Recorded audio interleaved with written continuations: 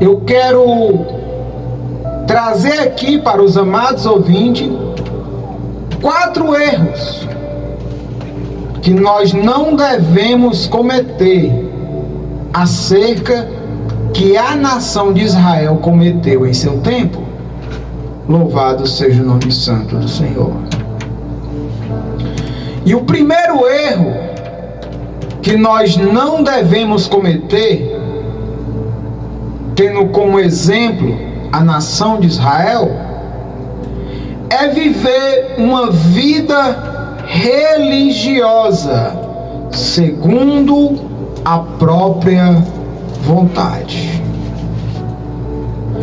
A nação de Israel era ela observadora e praticante da lei de Moisés, mas ela não tinha o entendimento. Versículo 2 diz que o próprio Paulo dá testemunho que a nação de Israel tem zelo de Deus. E o que fez Paulo olhar para a nação de Israel e reconhecer que ela tinha zelo de Deus? Possivelmente a nação de Israel, ela praticava todos os ritos que a lei de Moisés ordenava. Possivelmente o povo judeu, ele praticava o sabate, ele praticava o cordeiro pascual, ele praticava a festa dos pães asmos, ele praticava todas as liturgias judaicas, já ordenada a lei de Moisés. Mas o grande problema não era a questão dela praticar todos os ritos ordenados na lei de Moisés. O grande problema é que a nação de Israel fazia tudo isso, mas sem o entendimento. E qual era a falta de entendimento que a nação de Israel tinha, que ela fizesse todas essas obras com temor e com tremor, mas sem o entendimento? É que na antiga aliança, Deus estabeleceu as suas leis com o intuito de mostrar para o homem a sua condição espiritual, e que nenhum homem na terra teria a capacidade de cumprir a lei de Deus e de viver por ela. Pois o apóstolo Paulo, deixando escrito no Novo Testamento, em sua epístola aos Gálatas, que todo aquele que é observador da lei para cumprir e não a cumpre, se torna maldito.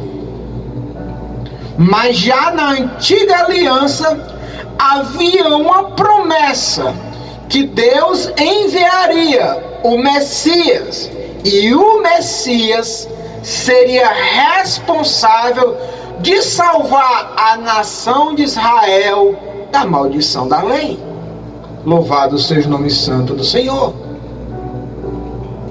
Então, trazendo esse pressuposto para a nossa vida espiritual, tem muitas pessoas que ela é ferozmente, ardosmente praticante de suas liturgias eclesiásticas. Tem muitas pessoas que não perdem um culto. Tem muitas pessoas que não falham com seu dízimo e com suas ofertas. Tem muitas pessoas que é fortemente, ferozmente praticante de seus ritos eclesiásticos. Mas se ela não tiver o verdadeiro entendimento, ela corre o risco de cometer o mesmo erro da nação de Israel. E o grande erro que a nação de Israel cometeu era o erro de tentar se justificar diante de Deus por serem praticantes da lei de Moisés. Louvado seja o nome santo do Senhor. E a gente precisa compreender, a gente precisa entender, como o apóstolo Paulo já deixou escrito em Gálatas capítulo 3, versículo 11, que ninguém será justificado diante de Deus pelas obras da lei, porque o justo viverá pela fé. Louvado e engrandecido seja o nome santo do Senhor. Então, muitos irmãos, se não tiver o verdadeiro conhecimento da sã doutrina sagrada, principalmente relacionada à doutrina da soterologia, ele corre o risco de cometer os mesmos erros que a nação de Israel cometeu, de achar que serão justificadas diante de Deus porque perseveraram em fazer parte de uma instituição religiosa, que perseveraram em participar de todos os cultos eclesiásticos, de perseveraram em ser contribuinte com seus dízimos e com suas ofertas, mas não tiveram o verdadeiro entendimento, que a salvação não vem por nenhuma obra humana. A salvação é exclusivamente pela fé em Cristo Jesus. Louvado seja o nome santo do Senhor.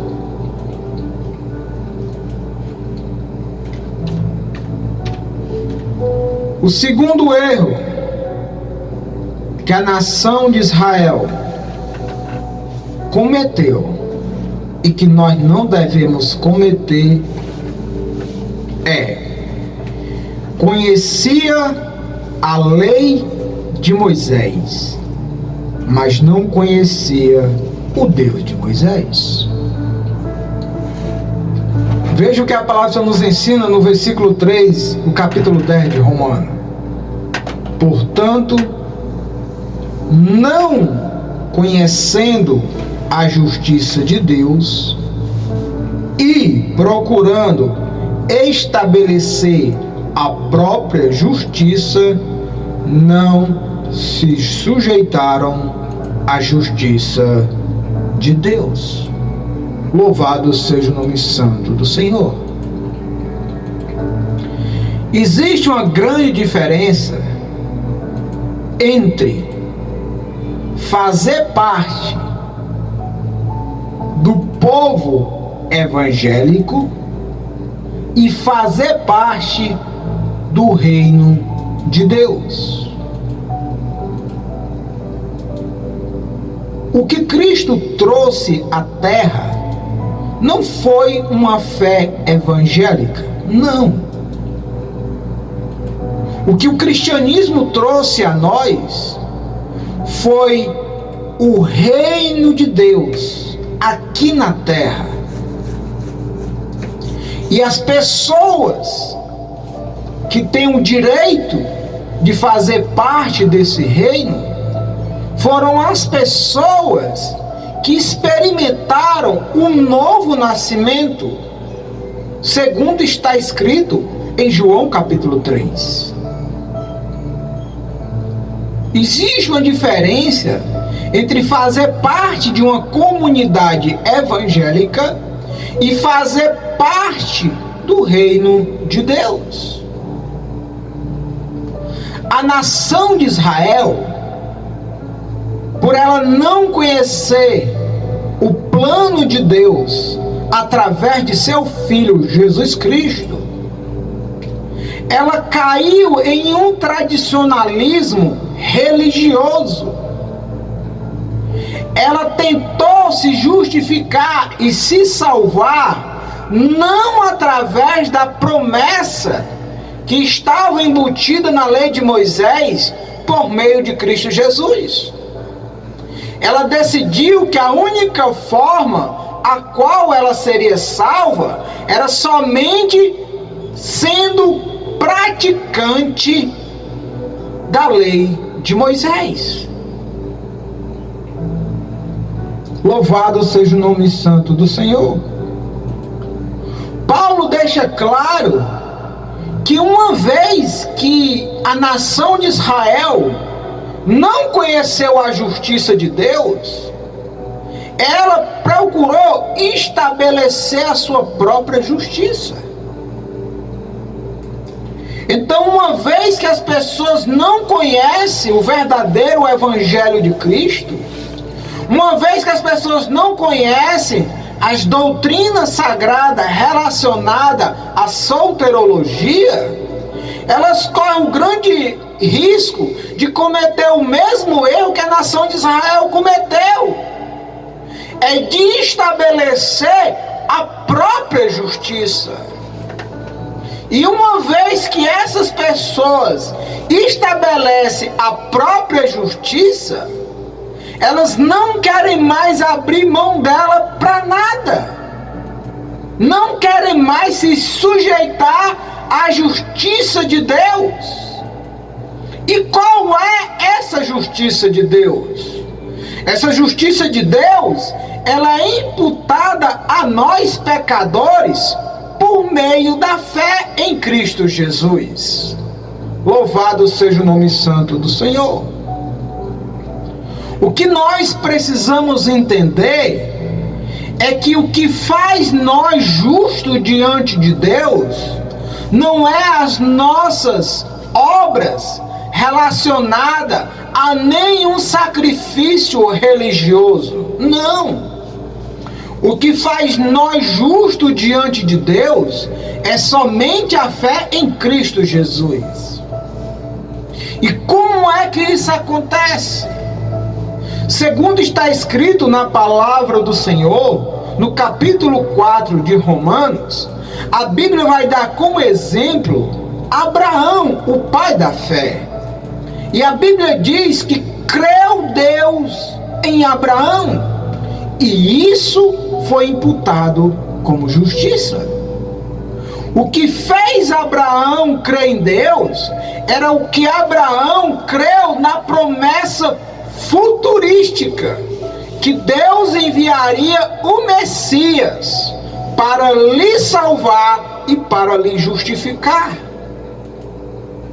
A partir do momento em que Abraão creu nessa promessa, a justiça de Cristo realizada aqui na terra há 2000 anos atrás já foi imputada em Abraão antes mesmo de Cristo vir ao mundo.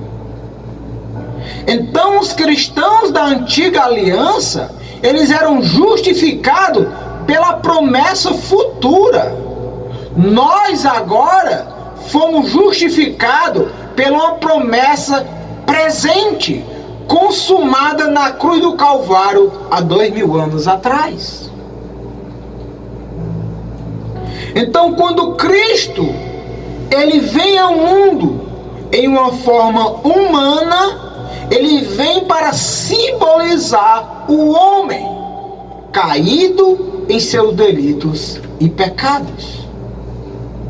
Uma vez que foi um homem que transgrediu a lei de Deus, quebrada no jardim do Éden, pela pessoa de Adão e Eva, era necessário um homem para trazer a restauração dessa aliança quebrada.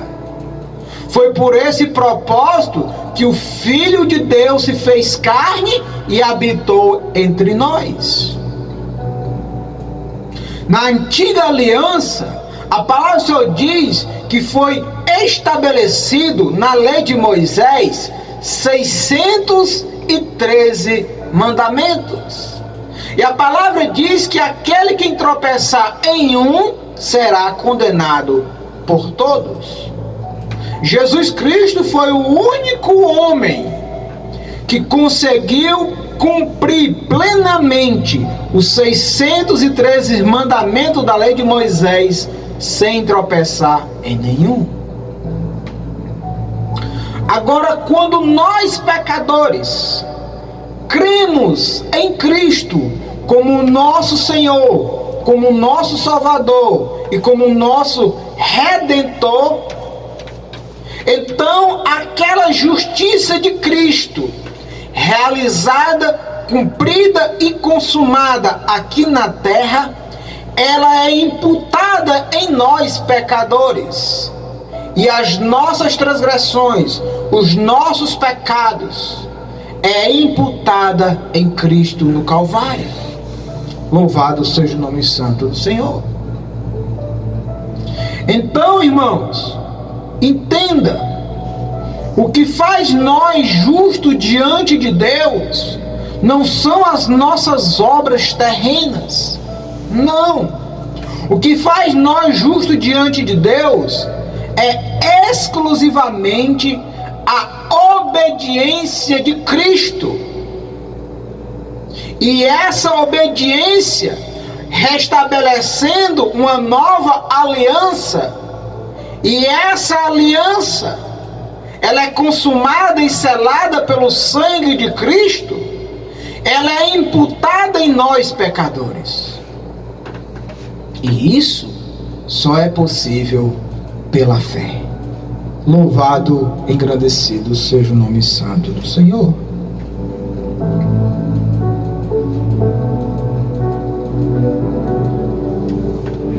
O terceiro erro que nós não devemos cometer, tendo como exemplo a nação de Israel, é rejeitar a justiça de Deus e procurar estabelecer a própria justiça.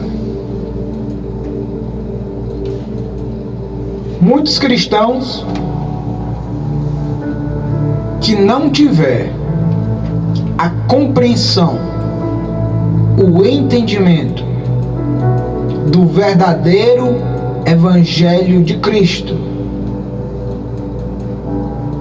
e da doutrina da soteriologia, ele corre o grande risco de rejeitar a justiça de Deus e estabelecer a própria justiça. Devemos compreender que nós somos justificados diante de Deus pelo precioso sangue de nosso Senhor e Salvador Jesus Cristo. Nós, de forma alguma, seremos justificados diante de Deus pelo suor do nosso rosto, pelos nossos esforços humanos. O profeta Isaías narra um momento em que a nação de Israel tentou se justificar diante de Deus por as suas obras. Isaías vai dizer que naquele tempo as obras da nação de Israel para com o Senhor era como trapo de imundície. E a interpretação de trapo de imundície, segundo a cultura judaica, está relacionado aos tecidos que os leprosos usavam em suas feridas. E com o passar do tempo, as feridas começavam a expurgar vermes, bactérias e todo tipo de secreção, havendo a necessidade de uma troca de suas seus tecidos. E é esse tecido que Isaías usa como exemplo para mostrar que as obras da nação de Israel perante ao Deus Santo é como aquele estrapo de imundície. Louvado seja o nome santo do Senhor. Agora vem a pergunta que não quer calar. Se as nossas obras não justificam diante do Senhor, então por que Tiago vai dizer que a fé sem obras é morta? Louvado seja o nome santo do Senhor. Aqui nós precisamos entender que as nossas obras não é uma causa para a salvação. As nossas boas obras, elas apenas são um testemunho de nossa salvação. Então, nós não podemos criar um entendimento religioso e tendencioso de achar que se nós vamos fazer obras para sermos salvos, nós estamos agindo diretamente com as nossas ações, afirmando que a obra da cruz foi incompleta. E quando Jesus Cristo dá o brado na cruz, está consumado, ele está querendo dizer que a obra, o preço foi plenamente pago, não falta mais nada.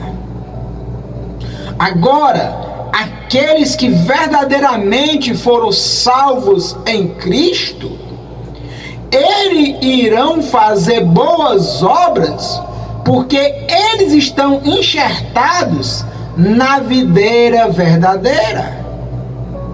Então, uma vez que nós estamos enxertados em Cristo, então o próprio Cristo, no poder do Espírito Santo, ele vai frutificar através de nossas vidas. E as nossas boas obras serão apenas um testemunho que nós fomos salvos em Cristo Jesus. Louvado seja o nome santo do Senhor.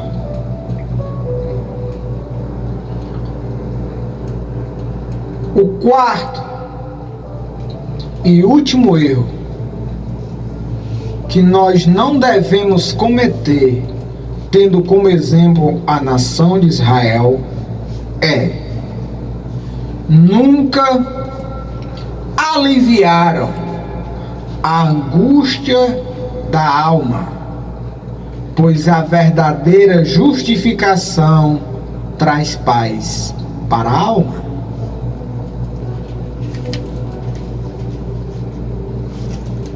Veja o que a palavra do Senhor nos ensina em Romanos, capítulo 5 e versículo 1.